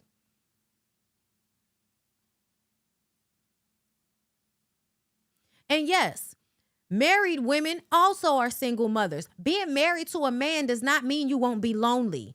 Being married to a man doesn't mean that you're going to be financially secured. Being married to a man doesn't mean that he's never going to leave you. It doesn't mean he's never going to die. It doesn't mean that he's going to be an active parent in a way that's actually helpful to you. Stop being delusional. Talking about I was not ready to deal with the shame. So you let the nigga take the money from you? The thing that was going to help you live, you gave to somebody because you didn't want to feel the shame of being a single mother. And y'all see why I get up here and curse these raggedy bitches out every time they get their ass on the internet to try to shame somebody from being a single mother? Do y'all see why I do it? This is exactly why I do it. Because y'all really got these women out here fucked up in the head thinking that they should have some shame and guilt about not staying with a fuck-ass nigga. That's wrong with y'all. He allegedly manipulated her out of thousands of dollars from those donations. Now she says she's broke and single again and is opening up about the guilt that came with it to get more money from y'all, to milk y'all for more money. Because that's the new thing now. The new thing is to show us all of your scars. We feel bad. We help. Rinse, repeat. That's what the niggas is out here doing these days. With that being said, y'all, I'm gonna go because I got something to do today. But I will see y'all tomorrow. Ooh, Ladies First panel is on Niecy's channel, I believe. So I will be seeing you guys again. And I might come back tomorrow morning because we didn't get through all of the topics today. So I definitely might come back. Let me read my one little super chat. Thank you, Miss Tommy, for the super chat. Okay. Thanks, Bondy. I needed this on my timeline to remind me I'm still that girl. I know that's right. I know that's fucking right. Okay, I love you guys. I hope y'all have a good rest of y'all day. And I will see y'all in the next one. Don't forget, you shouldn't temper. You should temper.